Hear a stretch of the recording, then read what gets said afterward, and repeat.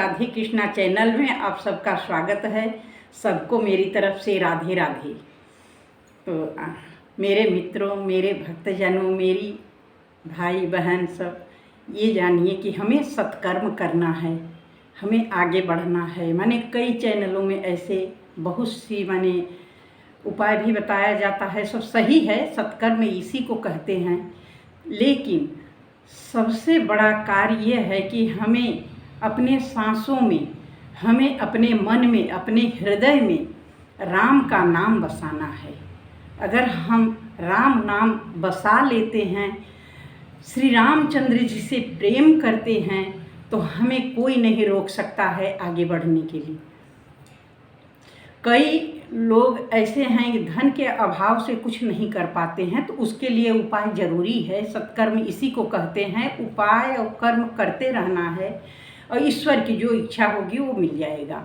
तो पूर्णिमा के दिन अगर कोई धन से के अभाव में है, इसके लिए कर्म करता है, तो उसे कई उपाय है, उसको कर लेने मात्र से उसकी गरीबी दूर हो सकता है। गारंटी नहीं है कि हो ही जाएगा, लेकिन ये कर्म है, कर्म करना चाहिए।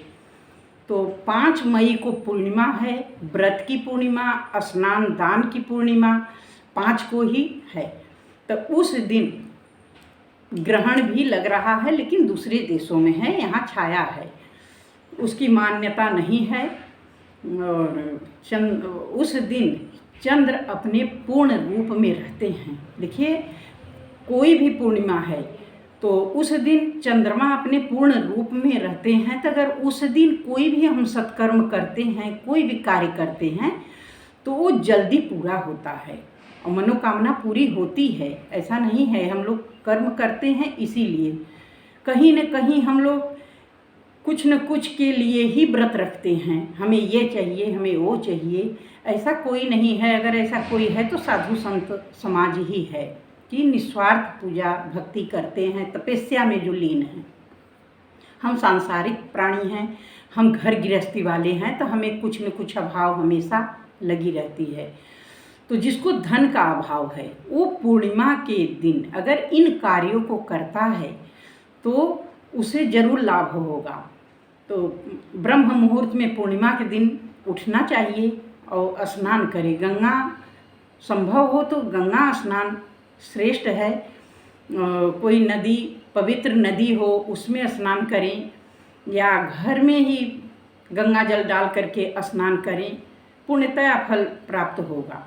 उस दिन स्नान करने के बाद सूर्य भगवान को अर्घ दें। अर्घ में जरूर थोड़ा सा कच्चा दूध डालें, रोली चंदन गुड़ डाल करके, सफ़ेद तिल डाल करके सूर्य भगवान को अर्घ दें। तुलसी पूजन करें पूर्णिमा के दिन। तोड़ना नहीं चाहिए तुलसी पत्र, लेकिन पूर्णिमा को तुलसी पूजा जरूरी है। और ये बैसाख मास है, तो ये पवित्र मास है, माधव मास है, तो इसमें तो पूर्णिमा तुलसी का 30 दिन नियम से सुबह शाम जो प्रातः स्नान कर रहे हैं उनको करना है, और पूर्णिमा के दिन पूर्णाहुति करना है, हवन करना है तुलसी माँ के पास। आप हलवा पूड़ी जैसे प्रातः स्नान किए हैं, जैसे कार्तिक महीना में चढ़ाया जाता है, व्रत पूजा संपन्न किया जाता है, उस तरह से इस महीने बैसाख महीने का भी महत्व है। ये कार्य करें। जिसे धन की अभाव है तो वो जरूर इन काम को करें कि पीपल के पेड़ के समीप जा करके वहाँ कच्चा दूध, चीनी और जल अर्पित करें, परिक्रमा लगाएं। तुलसी पत्र लेकर अगर 11, 21, 51, 108 परिक्रमा लगाते हैं बैसाख पूर्णिमा में तो बहुत अच्छा माना जाता है। हजारों क्या लाखों गौदान के बराबर पुण्य फल की प्राप्ति होती है। और माँ लक्ष्मी जी से प्रार्थना किया जाता है कि हमारे घर में स्थायी रूप से वास लें, तो अवश्य माँ विवश होती हैं और उस घर में वास लेती हैं। ये कार्य करके जरूर देखें। दूसरा कार्य ये है कि आप विष्णु सहित लक्ष्मी जी का पूजन करें। उस दिन पीला फल फूल चढ़ा करके विधि पूर्वक पूजन करके विष्णु सहस्त्र नाम पढ़ें या सुने। इससे जरूर माँ लक्ष्मी प्रसन्न होंगी और घर में स्थायी रूप से विष्णु सहित वास करेंगी। तीसरा कार्य दोस्तों ये है कि कौड़ियाँ 5, 7, 11 ले लें, ले करके उसमें गंगा जल छिड़क के पंचामृत से स्नान करा के और हल्दी लगा करके पूजा करें। और अगले दिन वो कौड़ियाँ लाल वस्त्र में, लाल कपड़े में गठिया करके अपने धन के स्थान पर उसको रख दें। इससे माँ लक्ष्मी प्रसन्न होंगी और उस घर में, उस जातक के घर में कोई गरीबी नहीं रह जाएगी।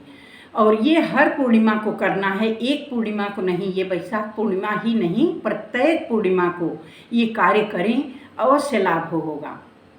और चौथा कार्य ये है कि एक बंसी ले लें, बंसी ले करके उसमें मोर पंख लगा बांध दें रक्षा से।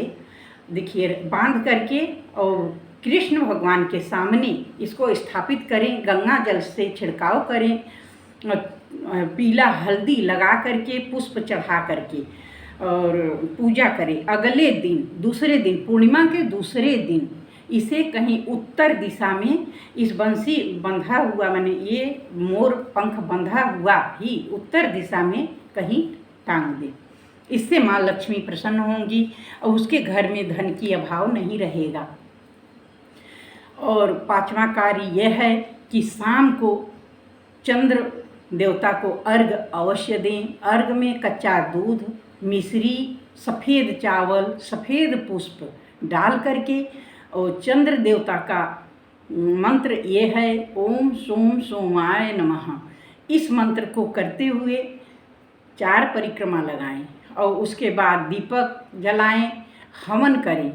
हवन से सभी देवता देवी प्रसन्न होते हैं, हवन द्वारा उन्हें ग्रास मिलती है, इसलिए हवन प्रत्येक पूर्णिमा को करना चाहिए। हवन के बिना पूजा सफल नहीं होता है, पूर्ण नहीं होता है। उस दिन सत्यनारायण भगवान का कथा अगर होती है घर में तो माँ लक्ष्मी की कृपा उस घर में ज़रूर बनी रहती है। इसलिए खुद भी कर सकते हैं, ब्राह्मण बुला करके भी कथा कर सकते हैं। दान का विशेष महत्व है। हम हर पूर्णिमा को बताते हैं कि दान अवश्य निकालें, अपने सामर्थ्य के अनुसार कुछ दक्षिणा और अन्नदान। और ये वैशाख मास का पूर्णिमा है तो इसमें खास दान अगर आप हल्दी का करते हैं तो वो स्वर्ण के बराबर होता है।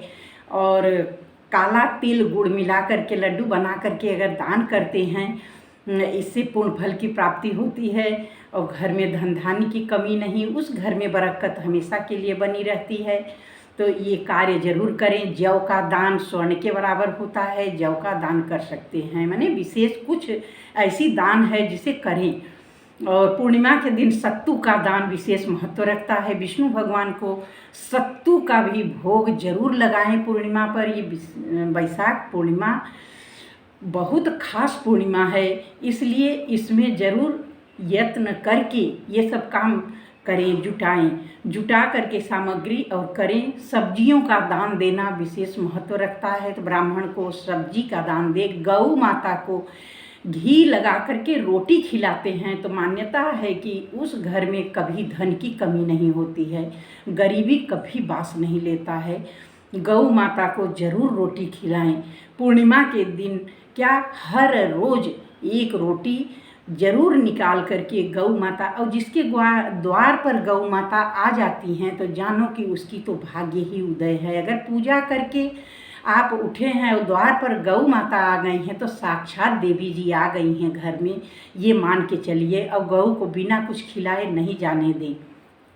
ये सब कार्य करने से जरूर इच्छा की पूर्ण होगा, इच्छा पूर्ण जरूर होगी, मनोकामना पूर्ण होगा। वैशाख मास में ये सब यत्न जरूर कर लें। अगर ये वीडियो हमारी अच्छी लगे तो लाइक शेयर जरूर करें, नए हो तो सब्सक्राइब करना ना भूलें। जय श्री राधे राधे, राधे राधे।